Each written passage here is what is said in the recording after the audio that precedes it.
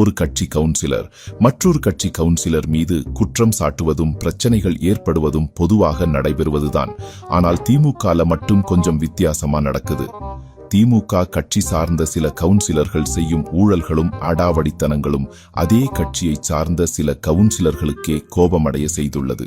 திருச்சி மாவட்டம் மேட்டுப்பாளையம் பேரூராட்சி திமுக தலைவர் சவுந்தரராஜன் மக்கள் விரோத செயல்களில் ஈடுபடுகிறார் என்று புகார் தெரிவித்து அதே கட்சியை சார்ந்த 9 திமுக கவுன்சிலர்கள் தங்கள் பதவியை ராஜினாமா செய்துள்ளார்கள்.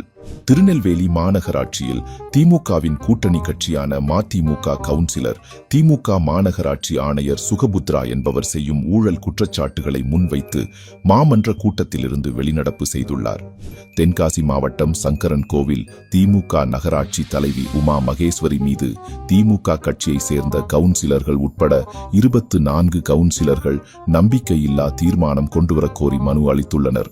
இது எல்லாவற்றையும் தாண்டி ஒரு படிக்கு மேலாக திருநெல்வேலி மாநகராட்சியில் அரசு பள்ளி கட்டிட திட்டம் 3 ஆண்டுகளாக தாமதமாகும் நிலையில் அதை பொறுத்துக் கொள்ள முடியாத திமுக கவுன்சிலர் இந்திரா என்பவர் மக்களோடு ஒன்று கூடி திராவிட மாடல் ஆட்சிக்கு எதிராக போராட்டம் நடத்தினர். இது 3 வருஷம் நோக்கி ஓடிக்கிட்டு இருக்கு. 4 வகுப்பு தான் கேட்டாங்க, 4 ரூம் தான் கேட்டாங்க. இன்னும் 4 ரூம் கேட்டதுக்குள்ளே இன்னும் 4 வருஷம் ஆயிரும். இப்படி வாக்களித்த மக்களுக்கு சேவை செய்வதை மறந்து தங்கள் குடும்பங்களை செல்வ செழிப்பாக்க முயற்சிக்கும் திமுகவினரை அவர்கள் கட்சியினரே காரித்துப்பும் நிலை உருவாகியுள்ளது. நாள்தோறும் காலையில நம்மவர்கள் யாரும் எந்த புது பிரச்சனையும் உருவாக்கி இருக்க கூடாது என்று நினைப்போடுதான் நான் கண் விழிக்கிறேன்.